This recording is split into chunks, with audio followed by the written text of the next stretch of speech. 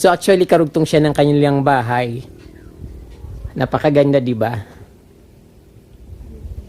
From di magtanim kayo ng maraming mayana na makukulay. So, wag niyo nang alisin yung mga mayana yung magaganda.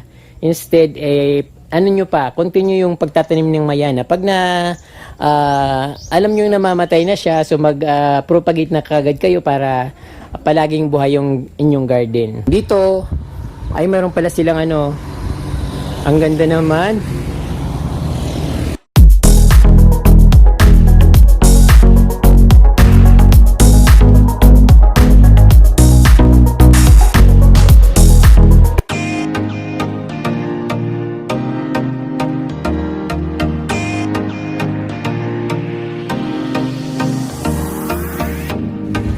Magandang araw sa inyo mga ka-From D at welcome back sa Certified From D channel. Ngayon pong araw na ito ay nandito ako sa Barangay Payatan, Guwa, Camarinesor.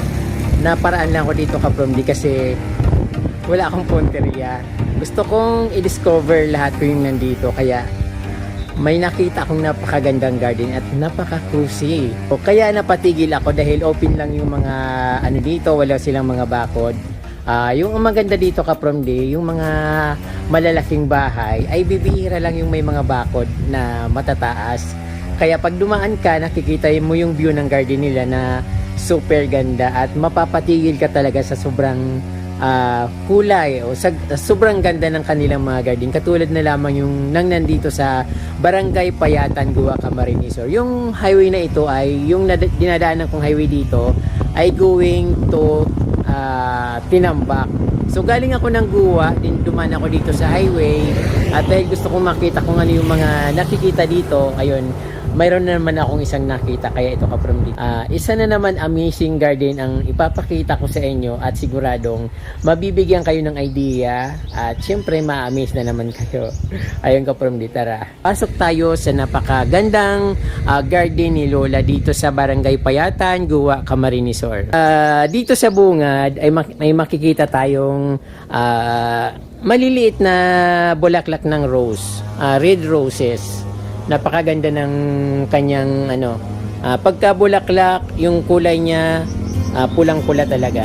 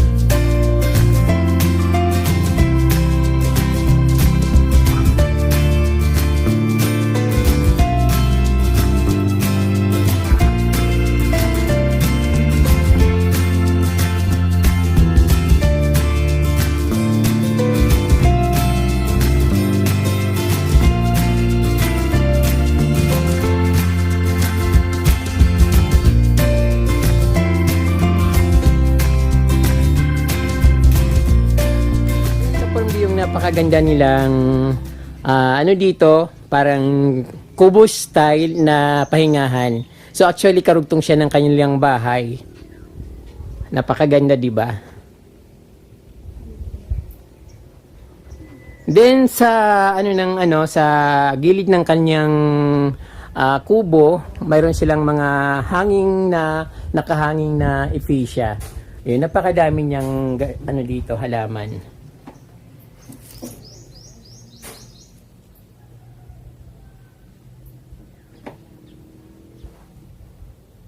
syempre, nagbibigay talaga ng makulay na buhay sa garden ng mga mayana. Kaya kapromdi, magtanim kayo ng maraming mayana na makukulay. So, wag nyo nang alisin yung mga mayana yung magaganda.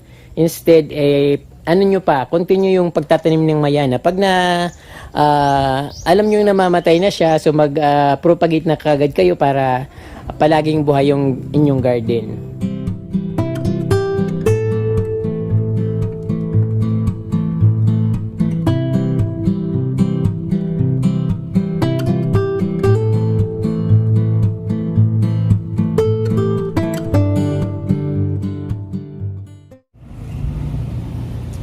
Ang ganda naman.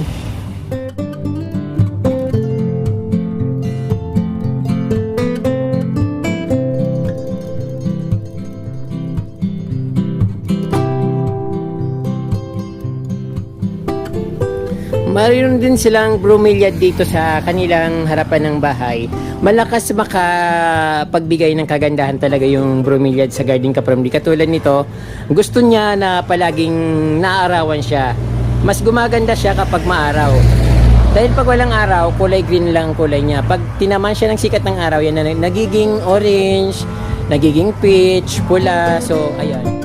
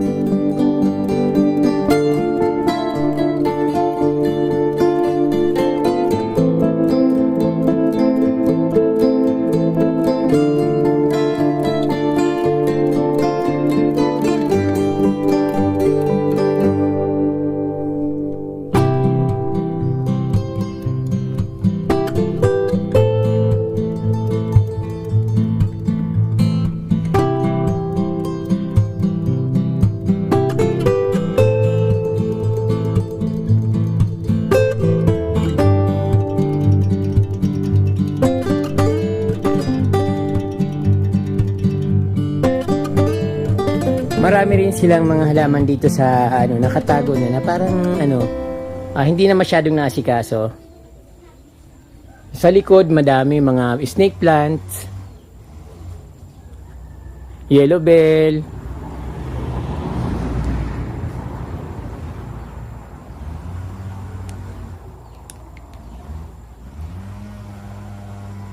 ang ganda rin palang tingnan kapag puro flowering plants yung makikita mo sa garden. Katulad nito, napakaganda niyong tingnan.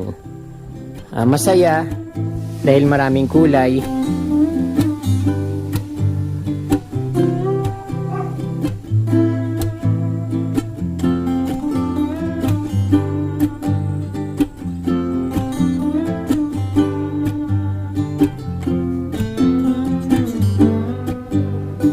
Punta naman tayo kapormi doon sa other side ng kanilang bahay. Hindi lang kasi itong garden nila, pati doon sa kabila, mayroon din maganda rin ng mga halaman doon. So dito ako dadaan sa kanilang house entrance. Ayun, dito ay mayroon pala silang ang ganda naman.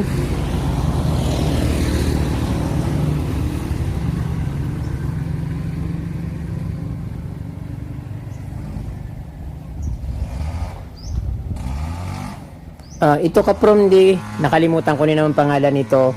Favorite plant ko to at napakaganda. Yung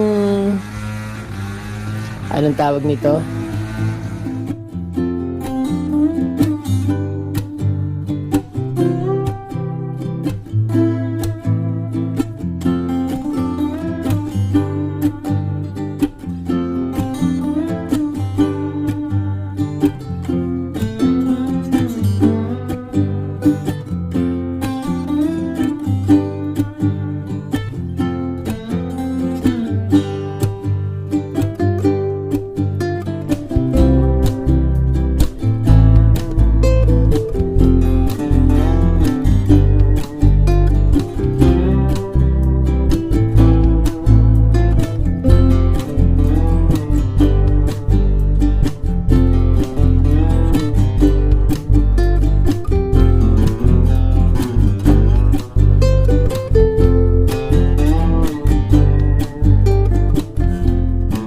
ganda nito, ibang klaseng bromeliad ito.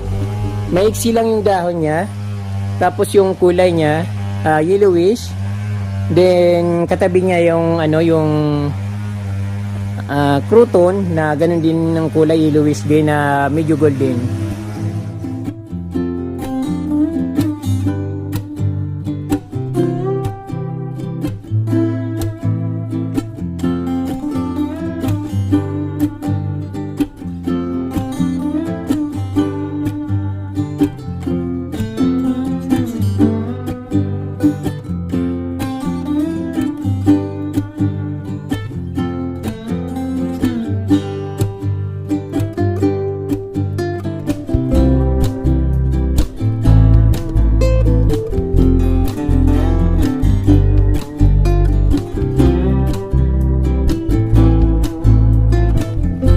Silang giant bromeliads, parang hindi na masyadong nasikaso, pero malinis naman yung mga garden nila.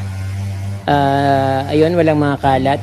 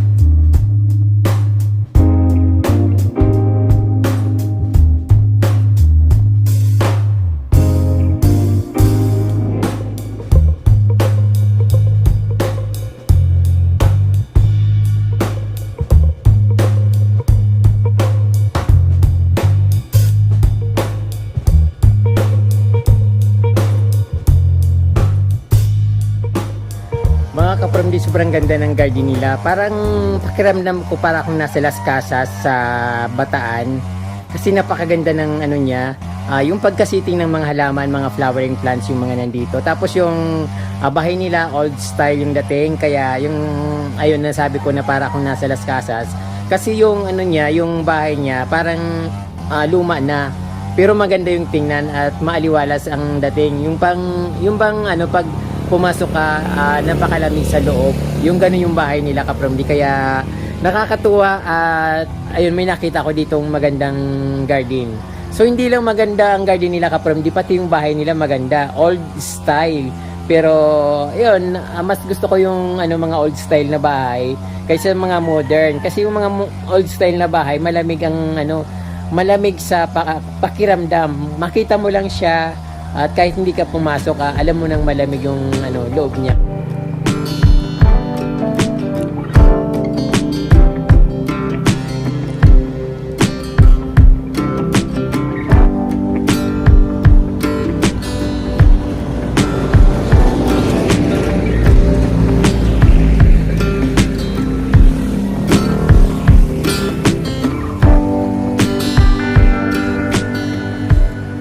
Gusto ko yung part dito sa bandang kubo nila, yung extension ng bahay, kasi malamig sa mata, makulay, tapos mas magandang tingnan yung pagkasiting ng mga halaman nila, yung kulay ng mayana, bagay na bagay doon sa nipa hut na ginawa nila dito sa gilid ng kanilang bahay.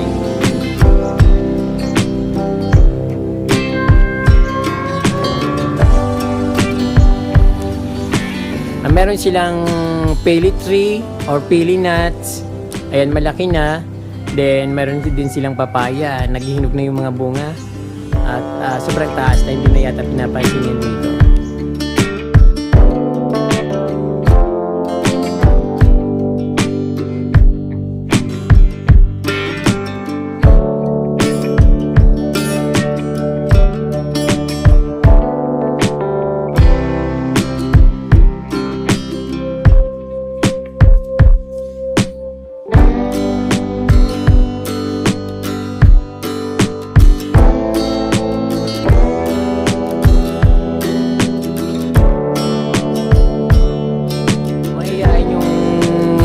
may-ari ng garden, masyadong mahihain si Lula. Ayaw niyang magpakita sa camera, pero sobrang na-miss ako sa garden ni Lula. Kasi, eto, napakaganda ng dating ng kanilang garden. Napaka maaliwala siya. Then, kaya lang siguro dahil sa sobrang init ito na ano na yung parang nanunuyo na yung dahon ng kanilang halaman. Sana umulan ng malakas para madiligan siya.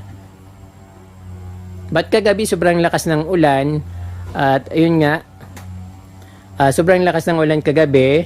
Then kahit yung mga halaman ko nagkatumba-tumba, siguro ganun din dito, pero siguro matitibay yung mga halaman nila.